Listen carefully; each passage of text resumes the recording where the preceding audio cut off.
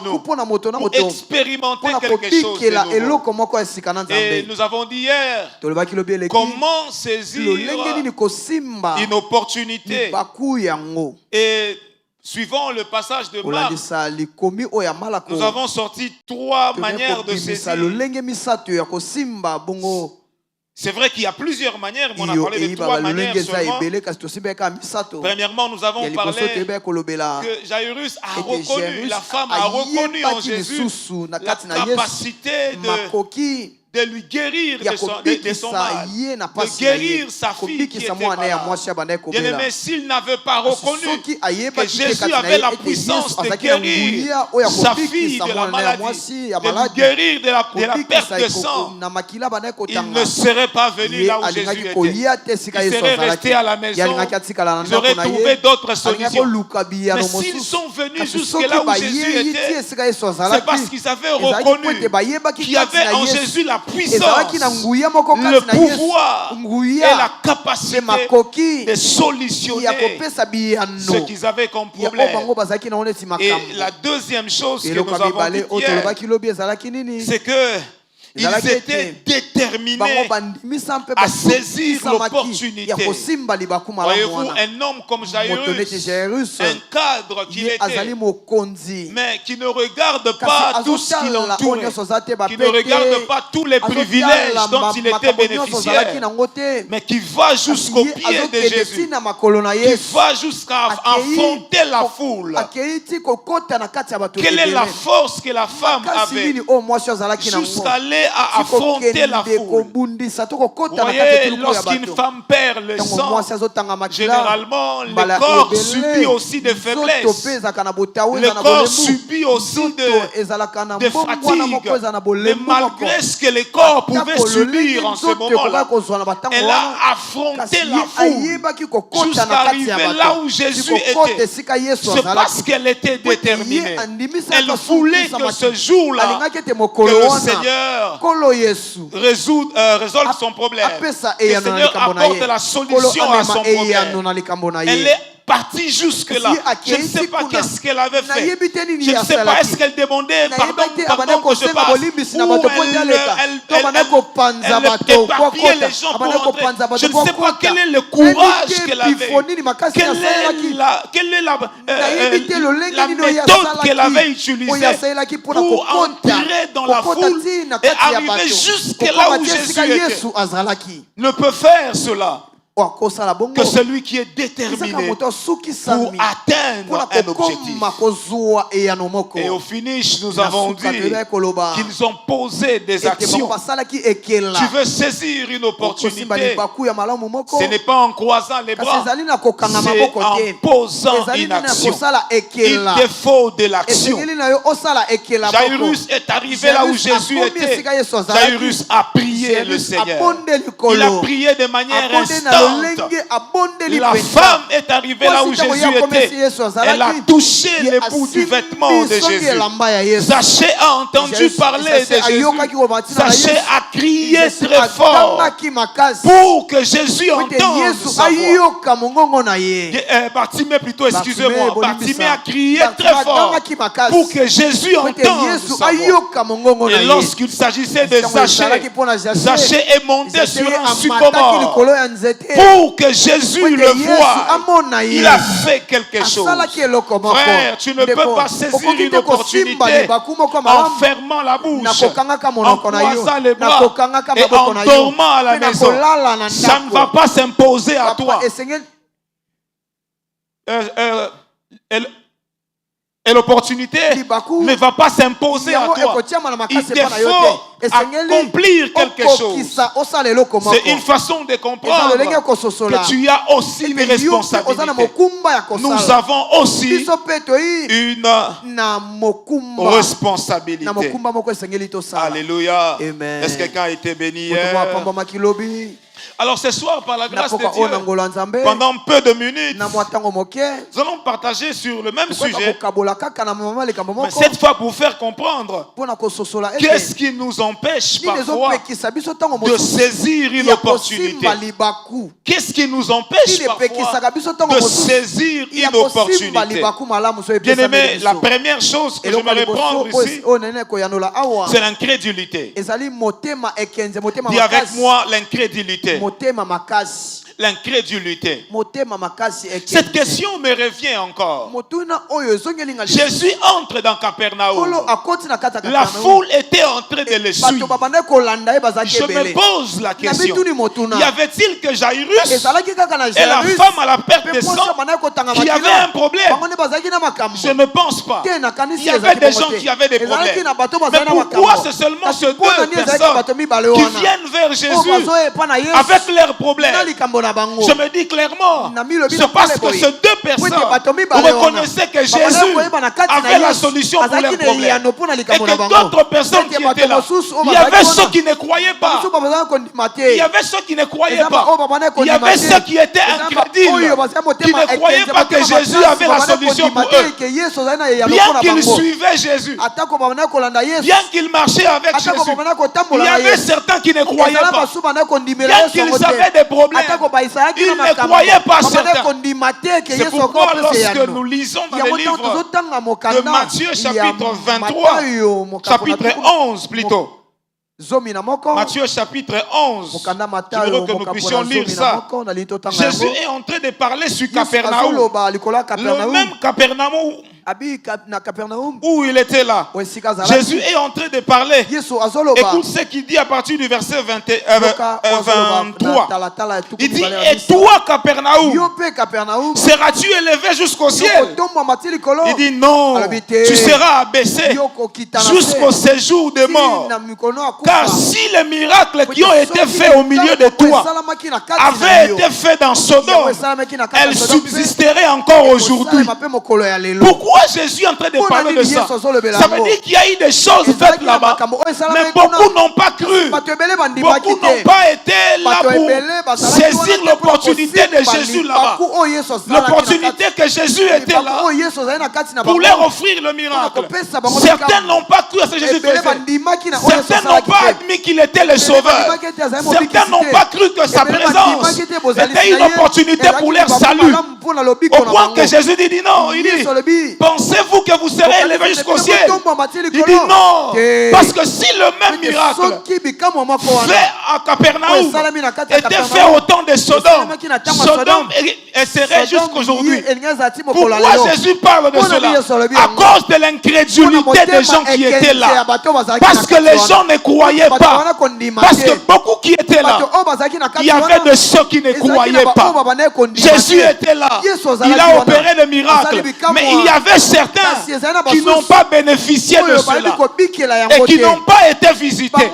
Et qui n'ont pas saisi cette opportunité. À cause de l'incrédulité. À cause de l'incrédulité. Mon frère, ma soeur, pendant ce moment, si tu ne crois pas que Dieu nous visite en ces lieux, frère, il te sera difficile d'entrer en ces lieux et d'être visité. Si tu ne crois pas que par le serviteur qui défile en ces lieux, Dieu nous visite en ces lieux, ça sera difficile pour toi de venir et de quitter en ces lieux avec une visitation. Si tu ne crois pas que Dieu opère en ces lieux, il te sera difficile. Tu viendras dans la foule, tu verras le Seigneur, mais tu ne bénéficieras pas des choses qu'il a apportées pour donner aux autres, des choses qu'il peut faire à tout le monde. Tu ne recevras pas un miracle, tu ne saisiras pas l'opportunité pour changer une saison dans ta vie, pour arrêter un cycle dans ta vie, à cause de l'incrédulité. À cause de l'incrédulité. L'incrédulité, frère, est un vecteur qui nous empêche de vivre ou de saisir une opportunité que Dieu nous présente. Alléluia. Alléluia. Est-ce que tu es là avec moi? Et la deuxième des choses, C'est le manque de respect ou le manque d'honneur. Le manque de respect ou le manque d'honneur. Pourquoi, frères et sœurs? Regardez l'attitude de Jairus. Lorsque Jairus, en tant que Jésus est arrivé, lorsqu'il aperçoit Jésus plutôt, Jairus vient malgré ses galons et se jette aux pieds de Jésus. Alléluia. Il se jette aux pieds de Jésus. C'est un signe d'humilité. Lui étant chef de la synagogue, mais qui honore Jésus. Alléluia. Il honore Jésus en ce moment-là. Il comprend que je suis chef, mais celui qui est ici là, il est plus que moi. Il est puissant plus que moi. Il va à ses pieds. Frère, il y a de ces personnes qui ne reçoivent rien dans la présence de Dieu parce qu'ils n'honorent pas Dieu. Il est dans le temple, mais il n'a aucun respect pour Dieu. Il est dans le temple, mais il n'honore pas Dieu. Il est plein de lui-même. Pendant qu'on est en train de prêcher, il est sur son téléphone, il est sur Facebook, il est sur WhatsApp. Il est loin de Dieu. Il n'honore pas la présence de Dieu. Il ne respecte pas que là, c'est la présence de Dieu qui est là. Je suis devant le Seigneur. Il ne tient pas compte de ce moment-là. Il n'a pas d'honneur. Il n'a pas de respect pour le Seigneur. Frères et sœurs, même lorsqu'il faudra adorer le Seigneur, il est plein de lui-même. Il protège sa veste, il protège sa chemise. Il est tellement orgueilleux. Il ne sait pas se rabaisser. Il ne sait pas élever Jésus. Il ne sait pas honorer le Seigneur. Il ne sait pas le respecter. Parce que l'orgueil n'amène pas le respect pour Dieu. L'orgueil amène plutôt le mépris pour le Seigneur. Alléluia. Mais lorsqu'il vient, qu'est-ce qui se passe? Il se jette aux pieds de Jésus. Il se jette aux pieds. Un signe d'humilité, mais aussi un signe d'adoration. Aux pieds de Jésus. Un signe d'humilité, mais aussi un signe d'adoration. Il se met aux pieds de Jésus. Il se rabaisse et il laisse Jésus debout. Il y a de ces personnes, frères, qui sont là. Jésus est là. La présence de Dieu est là. Mais il ne bénéficie absolument de rien parce qu'il n'a pas honoré la présence de Dieu en ces lieux-là. Parce qu'il n'a pas honoré la présence de Dieu en ces lieux-là. Vous savez, lorsque Jésus arrive à Jérusalem, Jésus est en train de pleurer sur Jérusalem. Il dit: Jérusalem, Jérusalem, toi qui tues les prophètes. J'aimerais qu'on puisse lire ça. Il dit dans Matthieu chapitre 23, à partir du verset 37, il dit ceci, il dit: Jérusalem, Jérusalem, qui tue les prophètes et qui lapide ceux qui te sont envoyés. Combien de fois j'ai voulu rassembler tes enfants comme une poule rassemble ses poussins sous ses ailes, et vous ne l'avez pas voulu. Voici votre maison vous sera laissée déserte. Car je vous le dis, vous ne me verrez plus désormais jusqu'à ce que vous disiez: béni soit celui qui vient au nom du Seigneur. Pourquoi Jésus est parti? Pourquoi il a dit que c'est fini pour vous? Pourquoi Jésus pleure sur eux? Parce que ceux qui leur étaient envoyés, ils ne les ont pas reçus. Ils ne les ont pas honorés. Il dit: vous ne vivrez pas cette visitation jusqu'à ce que vous appreniez à bénir ceux qui viennent au nom du Seigneur. Il dit: vous ne vivrez pas ça jusqu'à ce que vous appreniez à bénir ou à honorer, à respecter celui qui vient en mon nom. Parce que celui qui vient en mon nom, c'est moi qui viens au travers de lui. C'est moi qui viens accomplir une mission par lui. Amen. Alléluia. Amen. Ce manque d'honneur les a fait passer à côté d'une visitation de Dieu. Ce manque d'honneur, ce manque de respect les a fait passer à côté d'une opportunité pour leur vie, d'une opportunité pour leur salut, seulement parce qu'ils ont manqué le respect. Ils n'ont pas su bénir celui qui est venu au nom du Seigneur. Ils étaient là, ils les ont vus venir, ils ont vu partir, mais ils n'ont rien reçu. C'est C'est comme ça qu'il y a des gens. Depuis le début, il est là. Oh non, moi je pars, moi je pars. Mais ton attitude dans ces lieux détermine ce que tu reçois devant Dieu. Au point que ton voisin, lorsqu'il vient, il sort avec un témoignage. Mais toi, lorsque tu viens, tu ne sors avec rien. Ce n'est pas que Dieu est injuste. Dieu n'est pas injuste. Mais c'est ton attitude qui détermine ce que tu reçois. Parce que la grâce que tu respectes, c'est celle que tu attires vers toi. La grâce que tu honores, c'est celle qui opère dans ta vie. Mais celle que tu n'honores pas, tu la repousses loin de toi. C'est comme ça que beaucoup, à la place de recevoir, ils ont repoussé beaucoup de choses loin d'eux. C'était vraiment le jour de sa visitation, mais il est passé à côté. C'était vraiment le jour où Dieu avait dit, aujourd'hui c'est lui, aujourd'hui c'est lui. Mais lorsqu'il est venu, son attitude l'a mis à côté, a empêché Dieu d'opérer dans sa vie. Pourquoi? Parce que quand il est entré, il était trop plein de lui-même.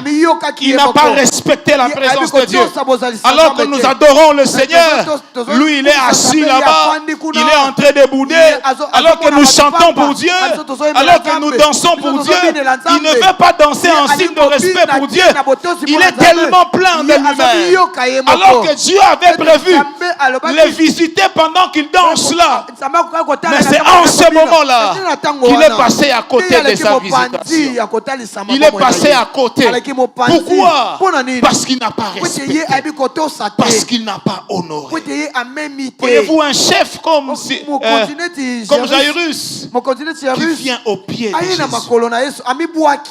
En ce moment-là, ses grades l'importaient peu. En ce moment-là, son rang social n'avait plus d'importance pour lui. Parce qu'il était devant quelqu'un qui était plus puissant que lui. Alléluia. Amen. Parce que devant lui, il y avait quelqu'un qui était élevé spirituellement que lui. Parce que le véritable chef à ce moment-là, ce n'était plus lui. C'était Dieu. Amen. Alléluia. Amen. Bien-aimé, la loi de l'honneur et du respect te permet de saisir une opportunité que le Seigneur t'offre, que le Seigneur te donne. Alléluia. Amen. J'aimerais chuter en disant que le troisième point, certains arrivent à ne pas saisir une opportunité à cause de la distraction. Dis avec moi distraction. À cause de la distraction. Lorsque vous définissez la distraction, on donne beaucoup de définitions, mais la définition par extension, on dit c'est ce qui amuse, ce qui délasse l'esprit. Et lorsque je prends cette définition, je ramène dans Marc au chapitre 5.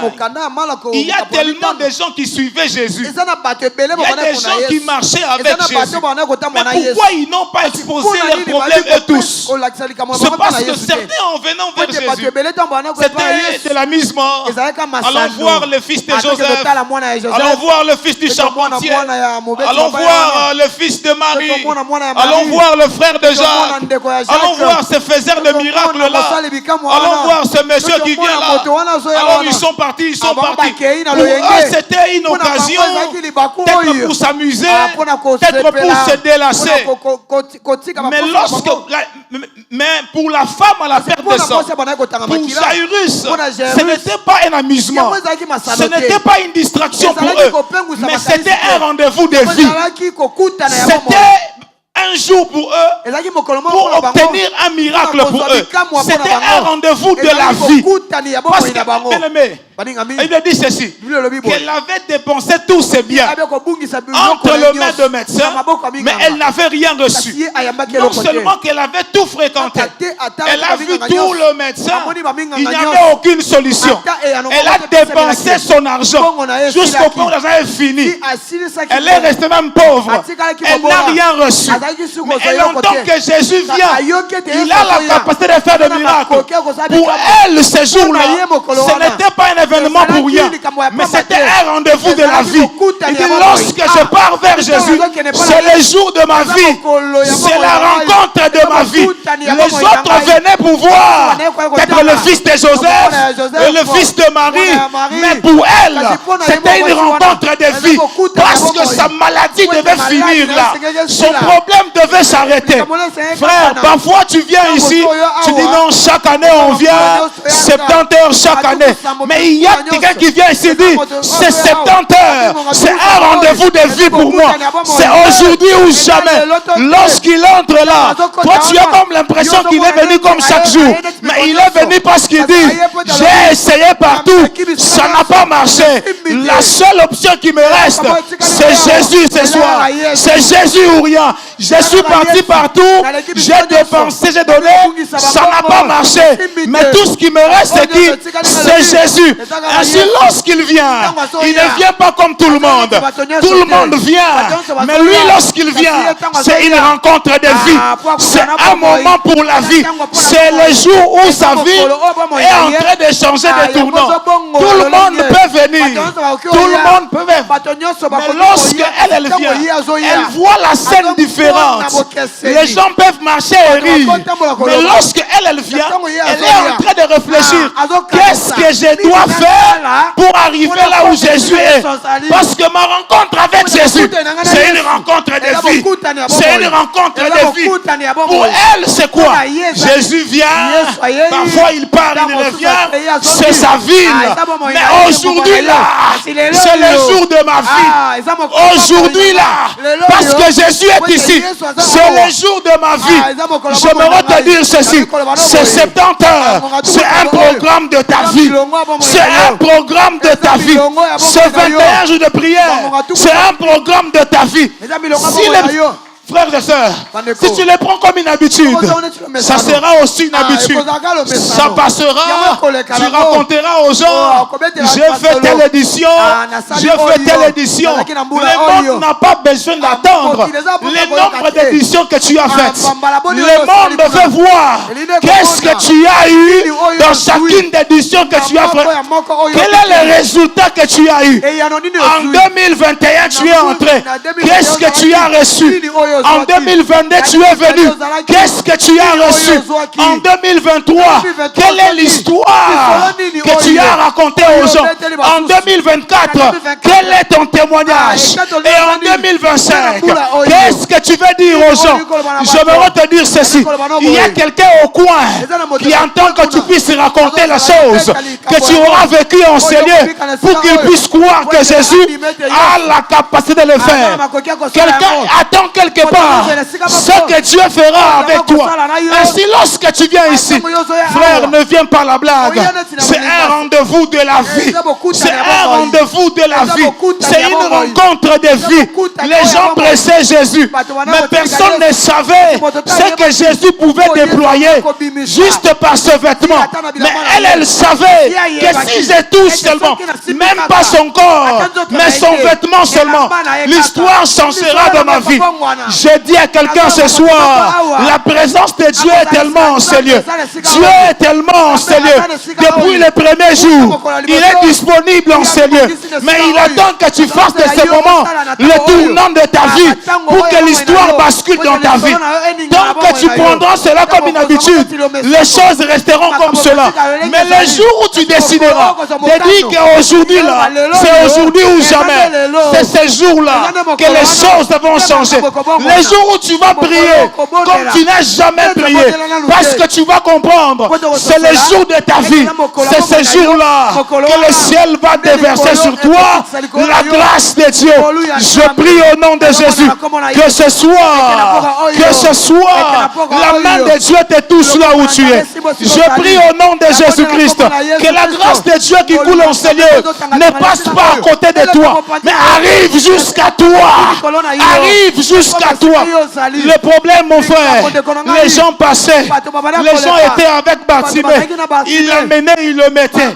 Bartimée, assieds-toi là-bas. Demande seulement. Mais lorsque Jésus passe, Bartimée crie. Ils ne comprennent pas pourquoi il crie. Ils disent tais-toi. Mais il crie plus fort. Mais ce qui m'étonne, c'est quoi? C'est que lorsque Jésus appelle Bartimée, Bartimée en se levant, il jette son manteau. Il va vers Jésus. Mais pourquoi il laisse son manteau? Parce que ce jour-là, c'était le jour de sa vie. Parce que ce jour-là, c'était le jour où l'histoire changeait. Il dit, je pars, pas avec mon manteau, comme si ça va tâtonner. Lorsque je pars, je ne rentrerai plus avec ce manteau pour m'asseoir ici à côté du chemin. Mais lorsque je pars, je ne m'arrêterai plus au bord du chemin. Lorsque je le verrai seulement, lorsque je serai à ses côtés, ma place ne sera plus au bord du chemin. Ma place sera dans le chemin. Ma place sera dans le chemin. Parce que mes yeux verront clairement. Parce que mes yeux verront. Mon frère, ma soeur, les choses ne bougent pas encore. Parce que lorsque tu viens avec de l'amusement. Tu viens pour voir qui est celui qui prêche aujourd'hui.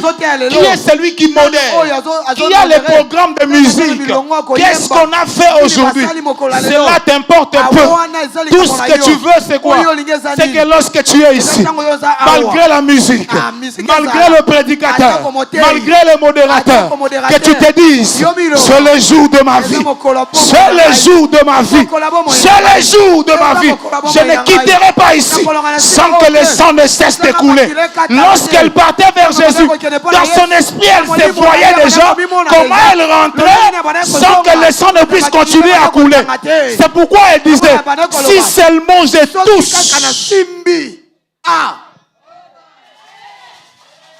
privez-moi tout. Mais ne me privez pas de les toucher. Empêchez-moi de tout. Mais ne m'empêchez pas de les toucher. Parce qu'elle m'a touché. Frères et sœurs, comment tu es venu ce soir? Comment tu es venu ce soir? Nous sommes de la race de ceux qui venons en ces lieux, pas pour rentrer avec des problèmes, mais pour les décharger au pied de Dieu. Lorsque j'ai franchi la porte en sortant, je la franchis libérée. J'ai franchi la porte déchargée avec un cœur joyeux, avec un cœur de paix. Parce que lorsque j'étais venu, je n'étais pas venu comme un touriste. J'étais venu parce que la rencontre avec Dieu, c'était la rencontre de ma destinée.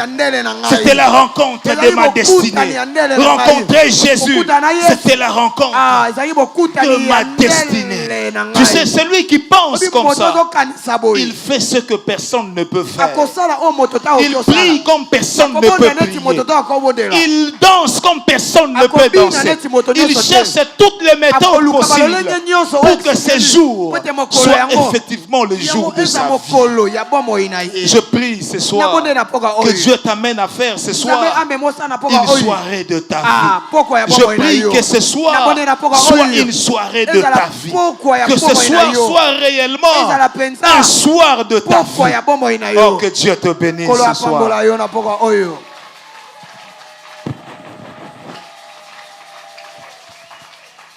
Non, tes acclamations ne ressemblent pas à la soirée de ta vie. Je disais que tes mains ne ressemblent pas On disait la soirée de ta vie. Est-ce que ce soir peut ressembler à la soirée de ta vie? Dis au voisin, laisse-moi, c'est la soirée de ma vie. Je dois parler à l'homme de ma vie. Voisin, laisse-moi un peu à côté de toi. Tu risques de me gêner, tu risques d'entendre les choses que moi je veux dire à Dieu. Parce que je veux parler à Dieu. Quand parler de la soirée de la vie, c'est vraiment pas à cause de la foule. C'est vraiment à cause de celui qui marque la différence dans la foule. La foule est devenue importante à cause de l'homme qui marquait cette journée-là. C'est pas nous. C'est Jésus qui marque toute l'exception. J'aimerais que tu rentres et tu dises, j'ai été à la soirée de ma vie. Parce que j'ai rencontré l'homme de ma vie. Je lui ai dit les choses qui concernent ma vie. Élève ta voix, tu es en train de prier. Élève ta voix, prie. Élève ta voix, prie. Élève ta voix, prie. Élève ta voix, prie, s'il te plaît. Élève ta voix, prie, s'il te plaît.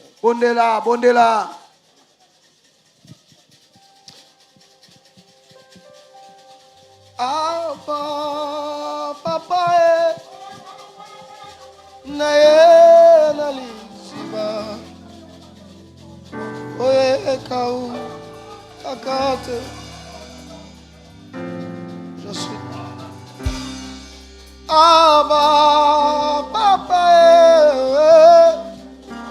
nae nalisiba, kau kakate.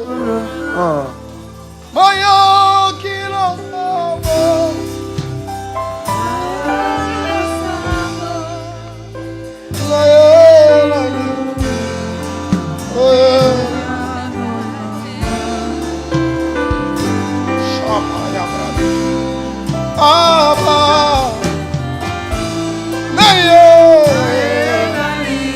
est-ce que tu peux aller à la suite? Moyo kilo sabo,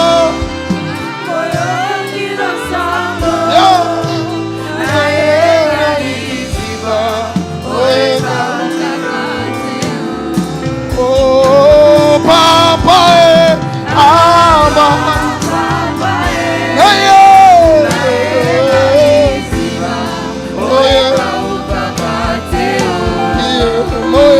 kilo sabo.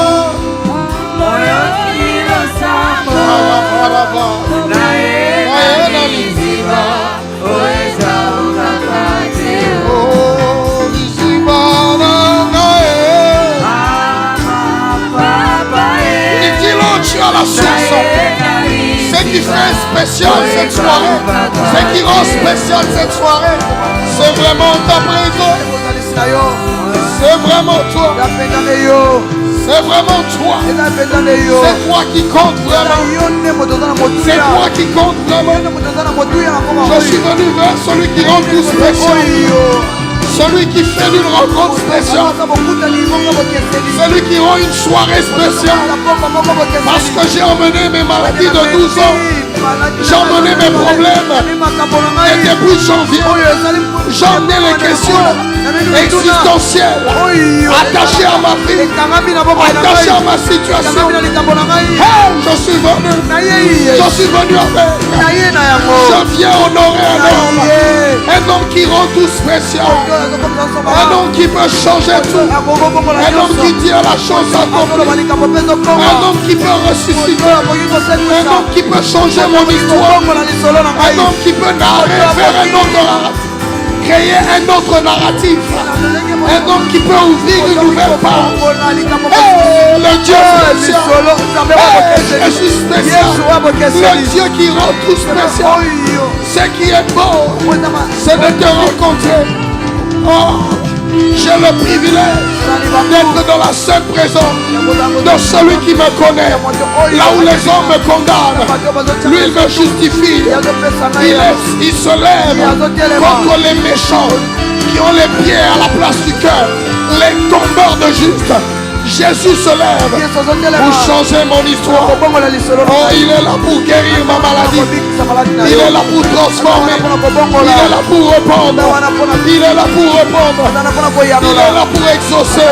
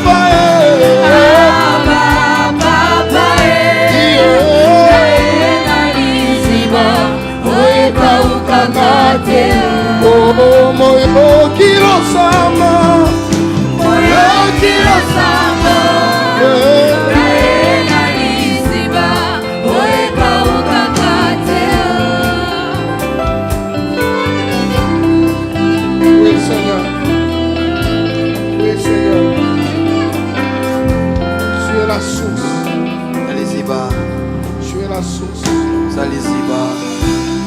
Nous honorons Jésus. Nous sommes focus sur toi. Merci Seigneur. Merci Seigneur. Parce que tu es l'homme de la situation. Merci Jésus. Parce que c'est toi l'homme de la situation. C'est toi l'homme le plus important dans la foule. C'est vers toi que nous nous tournons. La Bible déclare que nul n'est venu à toi et rentré tel. Merci Seigneur. Merci Seigneur. Merci pour la visitation. Merci pour la grâce. Merci pour la faveur. Est-ce que tu peux battre tes mains en possédant ce que tu as? Tu es en train de battre tes mains, tu dis je possède. Tu es en train de dire je prends cela. J'avance. Je touche. Je suis guéri. Je sors de ma maladie. J'entre dans une saison de gloire. Oui, est-ce que tu peux confesser cela? La Bible dit en croyant le cœur, on est justifié. Mais en confessant de la bouche, on parvient au salut. Est-ce qu'avec ta bouche, alors que tu bats tes mains, tu dis je sors des liens de famille, je sors des listes de morts, je sors de leur gloire, je me connecte à la grâce. Je suis sauvé. En Christ, je suis sauvé. Je vis bien. Je suis en paix. Je connais la paix qui dépasse toute intelligence. Je connais la joie qui dépasse toute intelligence. Oh, Jésus dit, je vous donne ma paix. Je vous laisse ma paix. Une paix pas comme le monde. C'est cette paix que ce soir j'expérimente dans mon travail. Et rien ne me trouble. Mais pourquoi tu es calme? Parce que Jésus est au contrôle. Pourquoi tu n'as pas peur? Parce que Dieu m'a dit qu'il me donne la paix qui dépasse toute intelligence. Mais pourquoi les autres tremblent et toi tu trembles pas? Parce que je suis assis sur le roc. La Bible dit, heureux celui qui a bâti sa maison sur le roc. Ce n'est pas que le vent ne viendra pas. Ce n'est pas que les tempêtes ne s'abattront pas. Notre résistance est établie sur base de notre fondation. Christ est le sujet de la paix. La Bible déclare que la joie de l'Éternel sera ta force. La joie de l'Éternel est ma force. Il dit j'avance. Il dit j'avance. Il dit j'entre. Il dit je possède. Il dit je suis. Je suis ce que Dieu dit que je suis. Je ne suis pas ce que le monde déclare. Ma vie est entre tes mains. La vie de mes enfants est entre tes mains. Seigneur, ce que je cherche, c'est toi. C'est toi. C'est toi qui es plus que le présent. Jésus, nous nous attachons. Ces heures, nous quittons nos boulots pour venir ici. Parce que c'est toi la source de notre force, la source de notre intelligence, la source de notre distinction, la source de notre excellence, la source de notre force, la source de notre grâce. Jésus. Jésus. Jésus. Ah.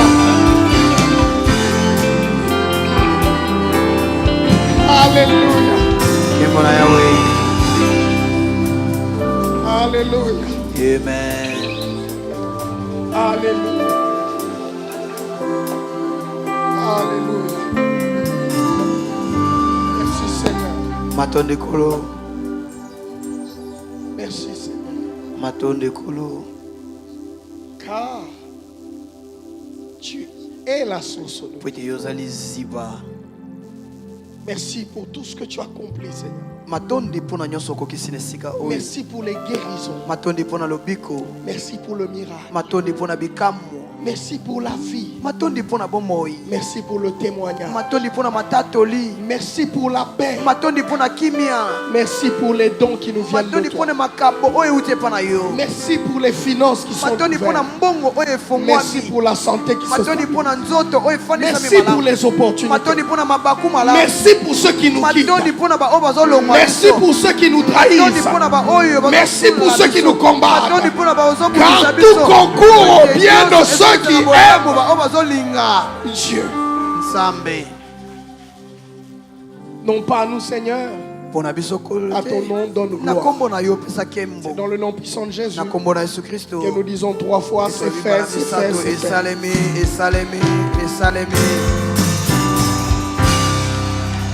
Oh, acclame, acclame, acclame, acclame.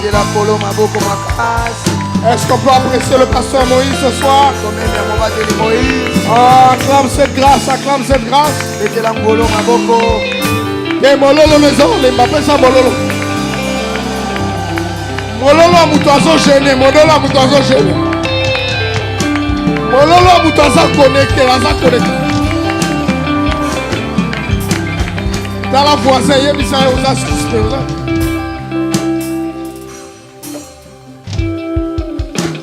Il y a un moni na bandi 21. Dans la voisin pour et longinae. Et on sentit qu'à côté du malé ou l'élo. Soit on a côté à lire bien